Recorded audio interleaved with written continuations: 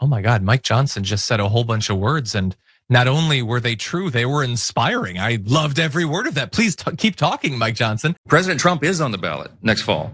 Because if we lose the majority, if the Republicans, the common sense people here who are doing the job for the American people, if we lose the majority in the House and this radical element of the Democrat Party were able to take over, we've already seen that movie. They will try to end the Trump administration. He won't have 4 years, he'll have only 2, because they will move to impeach him probably on the first day of the new Congress in January 2027.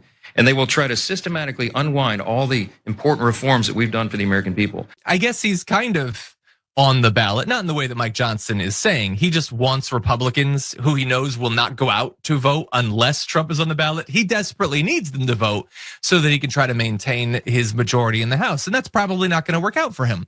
In terms of what the Democrats will do if they take control, they're not going to be able to unwind much of anything by themselves, even if they took control of the Senate. It wouldn't be enough. Trump would just veto it.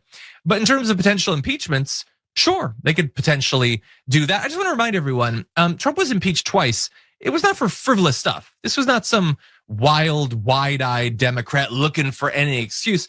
They did it for the Ukrainian blackmail, which is an absolutely massive scandal that most people have forgotten about, but it was huge, and his attempted coup.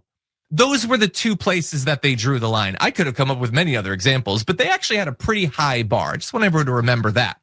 But anyway, Mike Johnson gave that speech because he's worried. And I think that you're seeing more and more examples of this sort of worry cropping up on the right in the leadership amongst their base. You have Marjorie Taylor Greene fleeing Congress, and she won't be the last.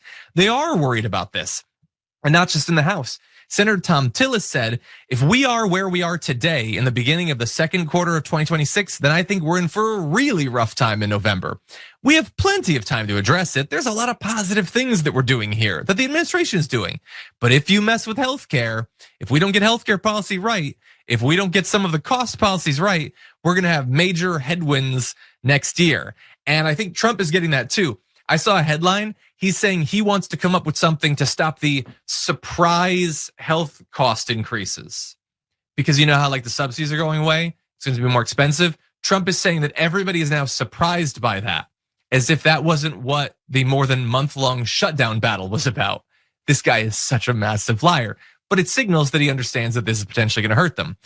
One Republican senator said the numbers are terrible. Not necessarily for any individual incumbent senator, although some of them aren't very good. But you saw what happened a couple weeks ago on November 4th. Republicans didn't win anything, anywhere